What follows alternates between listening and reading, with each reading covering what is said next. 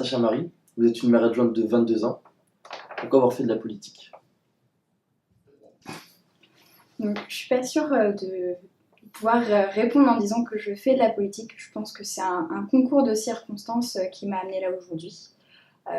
J'ai intégré un parti politique à l'âge de 17 ans, en fait, un peu avant les élections présidentielles, avec un groupe d'amis, parce que ça nous intéressait, voilà. Donc on voulait se renseigner un peu plus et puis défendre nos idées. Et de fil en aiguille, je me suis investie de plus en plus au niveau national, donc les présidentielles, les législatives. Et puis quand c'est arrivé les municipales, on a voulu monter une liste sur IF. Donc tout naturellement, je suis passée un peu de défendre des idées nationales à vouloir promouvoir mon territoire et puis m'impliquer dans la vie de ma commune, tout simplement. Est-ce que vous pensez que la politique peut réellement changer les choses aujourd'hui?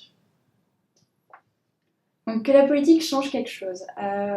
C'est un vaste sujet, la politique, ça dépend ce qu'on entend par politique. On peut parler de politique nationale, on peut parler de politique locale. Après, moi je pense que c'est les personnes qui s'impliquent, que ce soit dans les partis ou lors des élections, qui peuvent faire que la société va changer ou non. À l'heure actuelle, j'ai envie de vous dire non, la politique ne va pas faire des changements révolutionnaires non plus, parce que ça reste un système, voilà, c'est très carré, on a énormément de normes, d'habitudes, et donc finalement, c'est peut-être les prochaines générations qui feront des bouleversements finalement dans la vie politique et la manière dont on conçoit la politique et la société. Est-ce qu'aujourd'hui, c'est pas ça le problème? C'est que les personnes qui s'engagent en politique ne le font pas par conviction, mais par ambition. C'est vrai que c'est une très bonne question, le fait qu'on s'interroge entre, est-ce que les gens le font pour l'ambition, un peu pour la gloire et pour la reconnaissance, hein. Je pense qu'il y en a qui le font, hein, tout à fait. Moi, je l'ai vu quand j'ai commencé, quand je suis entrée dans un parti, je voyais des jeunes de mon âge, hein, ils se voyaient déjà députés à 30 ans, et puis finalement, si on ne le fait pas, je pense, un peu par amour, comme on pratique un sport ou une activité de culture, il n'y a vraiment aucun intérêt. Donc c'est vrai qu'à l'heure actuelle, on voit nos partis, on voit les écoles qui font, ils sont prédestinés à faire ça. Clairement, on se prédestine dès lors qu'on veut aller au-delà du local, hein, parce que sur une municipalité, c'est un peu différent. Dès lors qu'on peut devenir député, ministre, oui, on fait les études en conséquence et c'est le but qu'on se fixe, on travaille pour ça. Après, est-ce que c'est un problème? En partie. Parce que de toute manière, on est quand même obligé d'avoir des personnes qui ont un certain niveau de connaissances, de compétences pour diriger un gouvernement.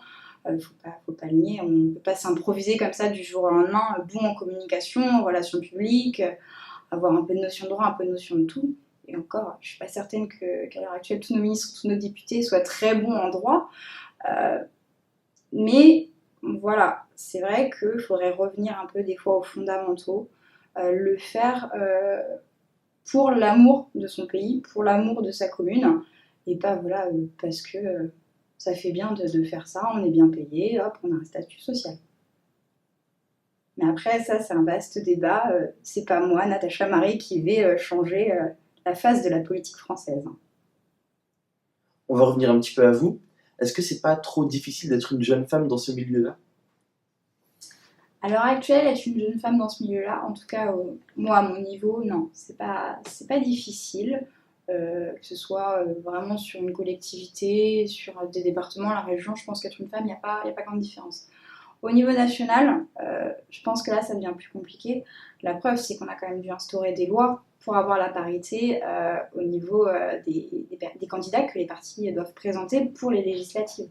Est-ce que c'est normal d'avoir l'obligation de faire une loi pour avoir la parité? Je reste sceptique. Après, petit niveau, non, il n'y a pas de souci. Quand on s'implique même juste dans un parti politique ou dans la politique en général, c'est pareil, on est très bien accueillis. En revanche, pour moi, le problème, ça va plus être mon âge, parce que c'est un milieu qui est bien plus âgé. Faut énormément de temps, tout simplement. Donc, quand on est étudiant, ça va. Quand on devient jeune actif, c'est compliqué. Si on regarde un peu, par exemple, je ne sais pas, quand il y a des élections, les personnes qui vont tracter sur les marchés, faire du porte-à-porte, on va avoir des étudiants et des personnes à la retraite. C'est assez compliqué, finalement, d'être un jeune actif et de vouloir s'impliquer dans le milieu politique. Parce qu'on a du mal un peu à concilier toutes nos vies. C'est un peu ça. C'est un peu une double vie de faire de la politique et d'avoir sa vie personnelle à côté. Mais être une jeune femme, non. Plus maintenant en tout cas. Du fait que vous êtes une femme et jeune, vous ne pensez pas justement que l'on compte plus sur votre image que sur vos compétences?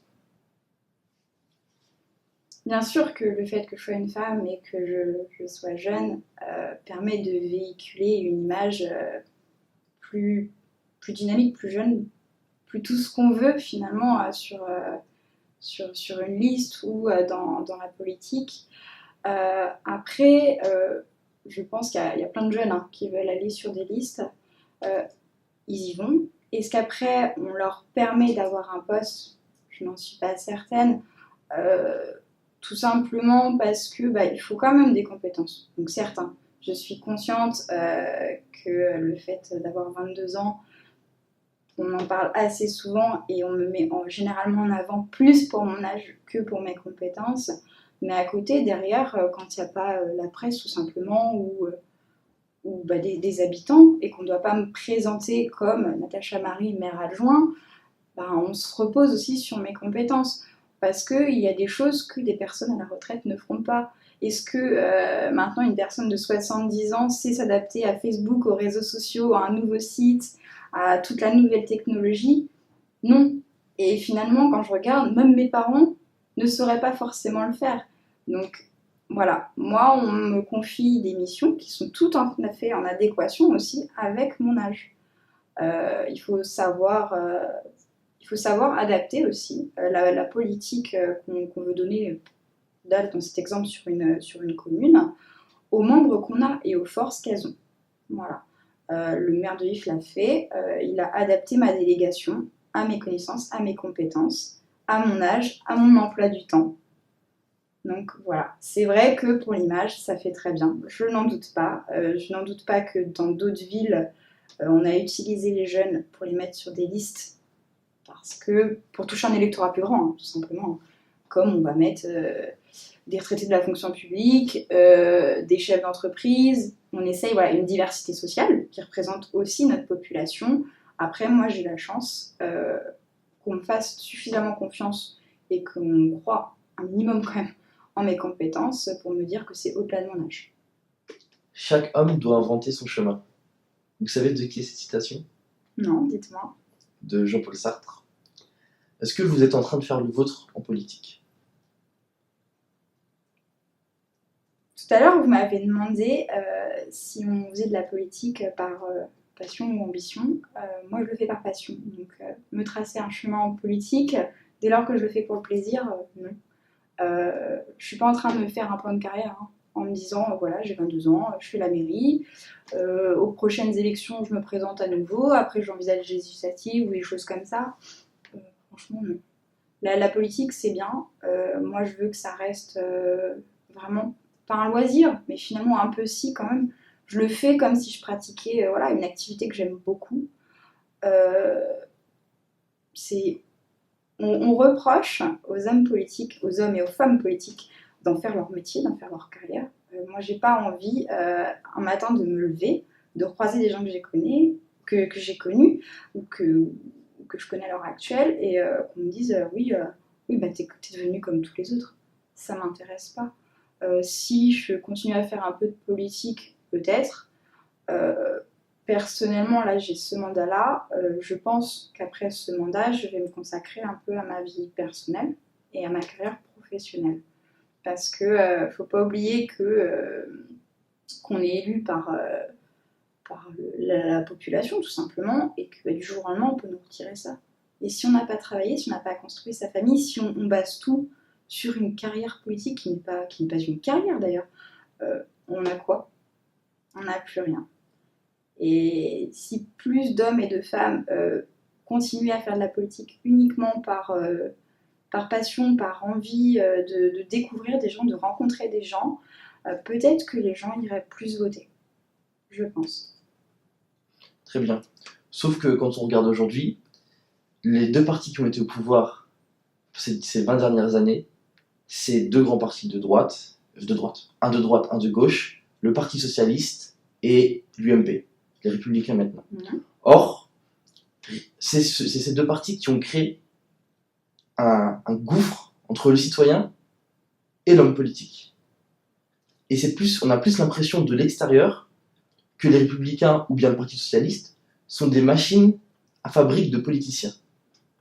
Donc pourquoi êtes-vous engagé dans un parti aussi traditionnel que les Républicains et pas un autre parti, justement, comme l'UPR, dans lequel on n'entend pas beaucoup parler, ou bien Lutte ouvrière?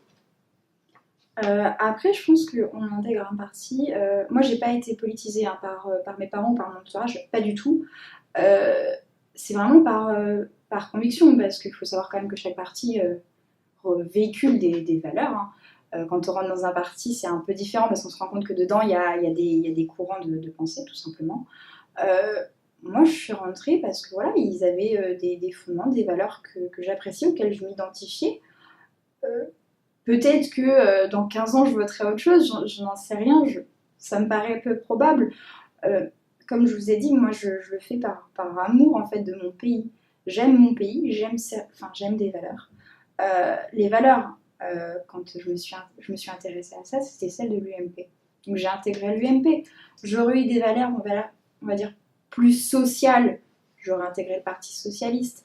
Après, pourquoi pas la lutte ouvrière ou lutte ouvrière, forcément, pour moi, c'est logique. C'était pas possible de l'intégrer. Donc il faut savoir qu'à droite, on n'a pas non plus 15 000 partis. Ça s'est quand même assez concentré quand l'UMP a été créé, puisqu'il y a eu une fusion. Ça aurait pu, oui, j'aurais très bien pu aller au Modem ou d'autres choses comme ça. Après, je sais pas.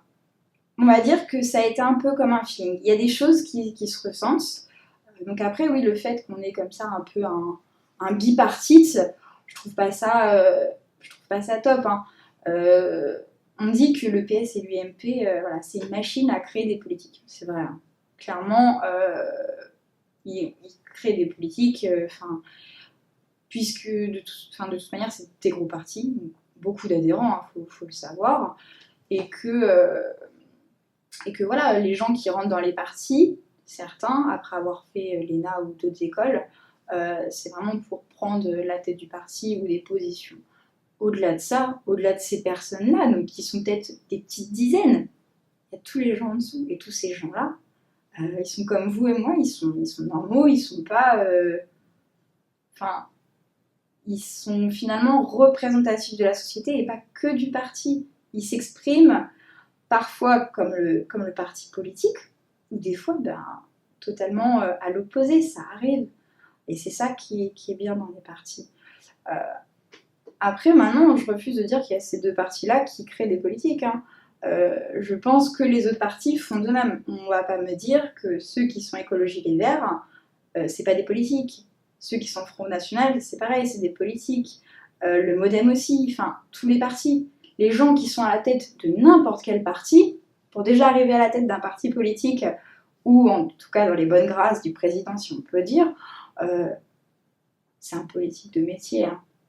Et ça, quel que soit le parti. Je pense pas qu'il y ait un parti différent par rapport à ça. Il y a une question qui m'intéresse beaucoup, et j'aimerais que vous soyez sincère avec moi. Est-ce que vous regardez Danse avec les stars? C'est une question assez marrante. Est-ce que je regarde Danse avec les stars? Ça m'arrive.